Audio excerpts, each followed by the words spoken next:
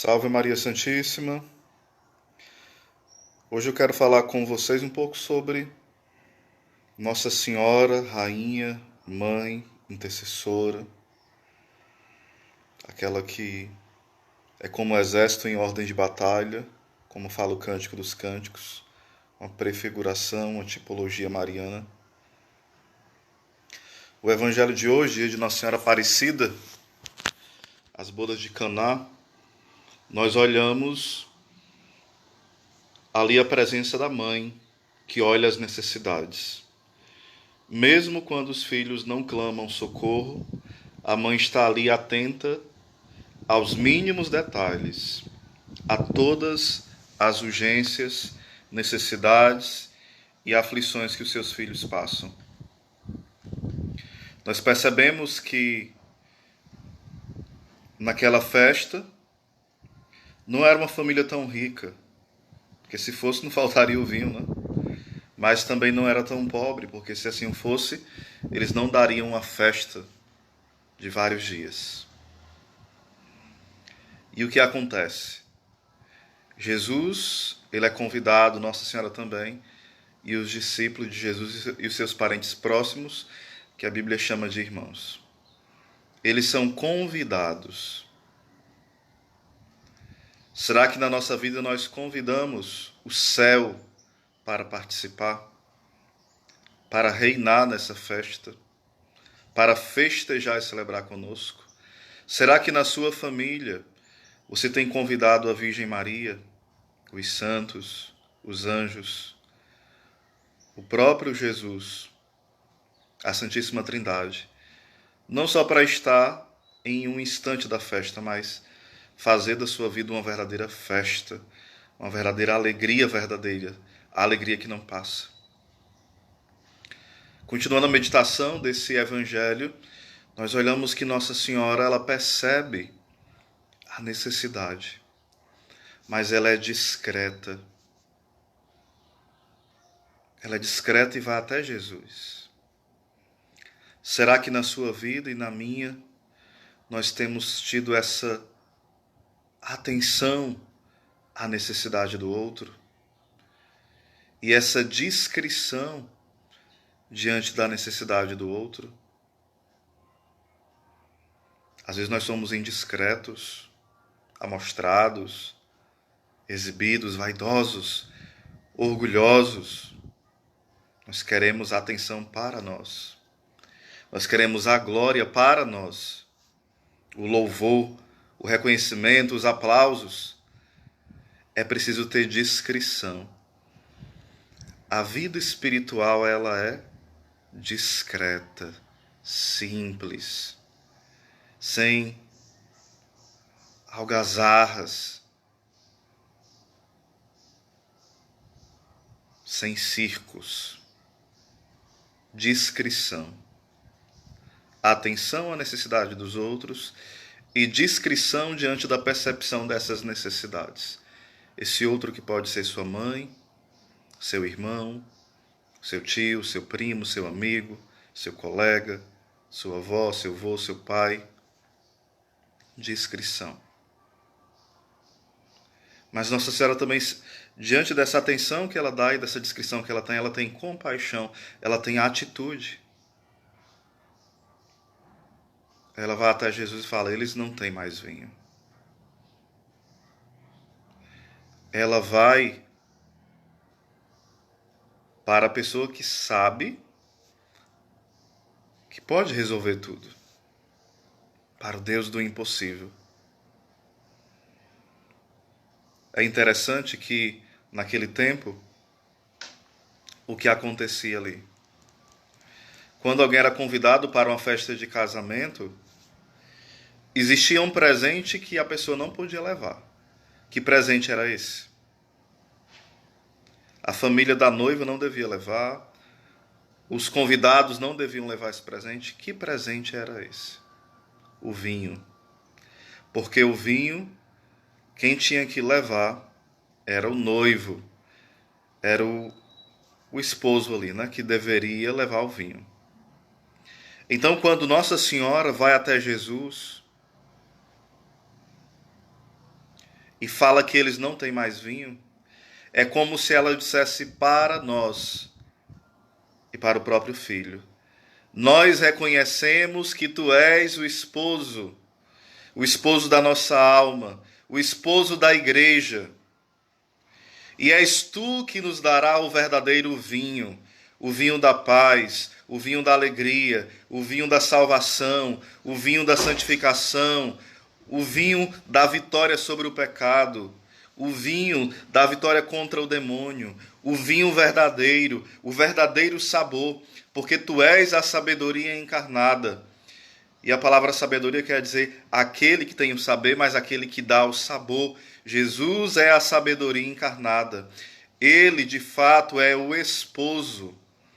Então, o dono da festa, o grande dono da festa de verdade, o verdadeiro esposo, das quais aquele esposo e aquela esposa apenas apontavam um casamento maior.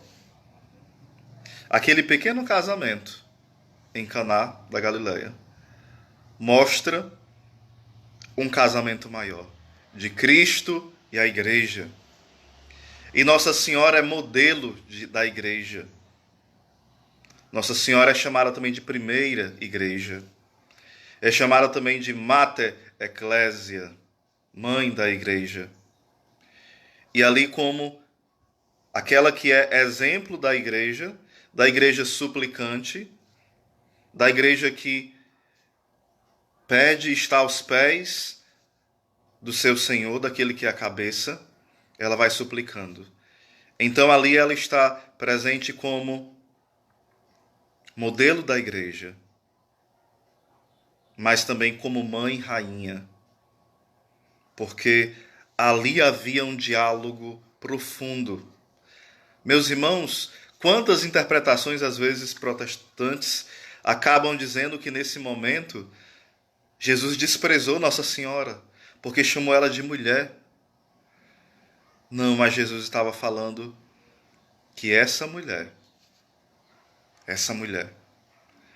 é a mulher de Gênesis 3,15. Porém, inimizade entre ti e a mulher, entre a tua descendência e a dela. Essa mulher é a mulher da verdadeira hora. É tanto que Jesus fala, a minha hora não chegou. Que hora? A hora lá de João 19. Mulher, João 19, 25. Mulher, eis aí o teu filho. Filho, eis aí a tua mãe. E Jesus falou isso em João 19, 25, por quê? Vocês podem pensar, porque João era filho de Maria mesmo, consanguíneo? Claro que não. Ali fala que Jesus olhou e viu a sua mãe. E quando viu a sua mãe, ele disse o quê? Mulher. Para mostrar que ela é a mulher de Gênesis 3,15. Que ela é a mulher de Apocalipse 12. Que ela é a mulher lá de João 19, 25. A mulher. Não é uma mulher qualquer, é a mulher. A inimiga da serpente. Aonde o pecado não a atingiu de forma alguma, tocando ela. Ela não teve pecado original. Ela não teve pecado algum. Então ali há um diálogo entre um rei e uma rainha. Entre o verdadeiro homem e a verdadeira mulher. O novo Adão e a nova Eva. Ali há um diálogo tão misterioso, porque quando se trata de pessoas profundas, santas, perfeitas, há um diálogo misterioso. Então o rei estava falando com a rainha.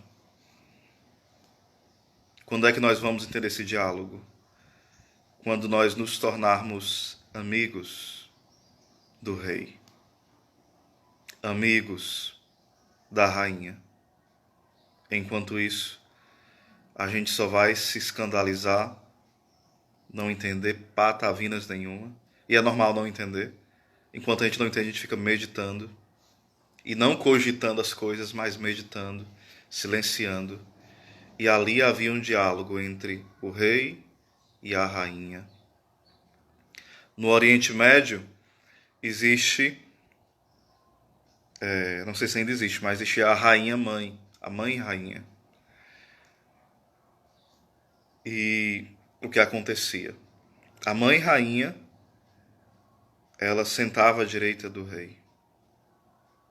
A mãe rainha aconselhava ao rei. A mãe rainha muitas vezes distribuía funções dentro do reino. Nossa Senhora é a medianeira de todas as graças, como fala vários santos padres, como São Bernardo, Santo Afonso e tantos outros. Meus irmãos, ali há um diálogo de uma rainha e de um rei. Nós precisamos rezar todos os dias, lutar pela vida de santidade, confiando na graça de forma humilde, para que um dia nós possamos ouvir: eu já não vos chamo servos, mas eu vos chamo amigos. Daí Nossa Senhora, quando escuta isso de Jesus, que a hora dele não chegou, ela vai até os serventes e fala: fazei tudo o que ele vos disser.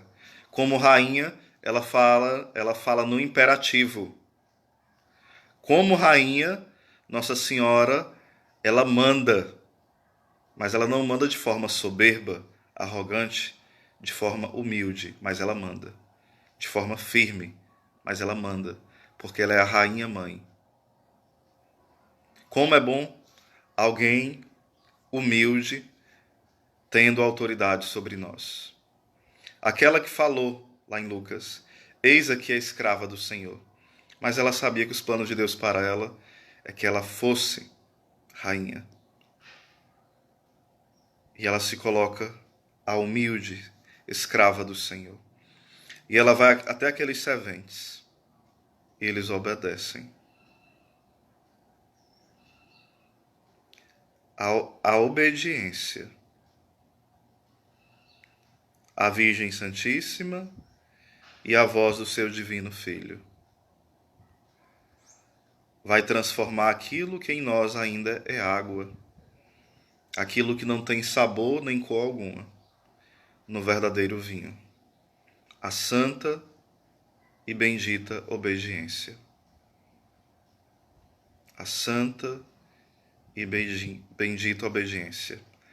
Eram 6 talhas. 6 quer dizer incompleto. É um dos números, né, de incompletude. Mas 6 também quer dizer aquilo que se prepara para o 7. Está se preparando para o perfeito. Então, o verdadeiro noivo da festa era Jesus. Por isso que ele tinha que dar conta do vinho. Ele era o dono da festa. Ele é o convidado que é o verdadeiro dono da festa. Ele é a 7ª talha. E ele é o verdadeiro vinho. O vinho melhor. O vinho novo. O melhor sabor. A sabedoria encarnada. Nossa Senhora é o modelo da igreja. É a mãe da igreja. É a alma esposa perfeita. É a mãe rainha. É a intercessora. É a simples. A discreta. A atenciosa. A cheia de compaixão. A silenciosa. Mas aquela que manda. Que manda. Manda de forma simples, mas de forma eficaz. Repetindo, Jesus é o verdadeiro esposo. Jesus é a 7ª talha, o perfeito, e o autor da perfeição. E Jesus é o vinho novo, da nova e eterna aliança. Nossa Senhora Aparecida, rogai por nós.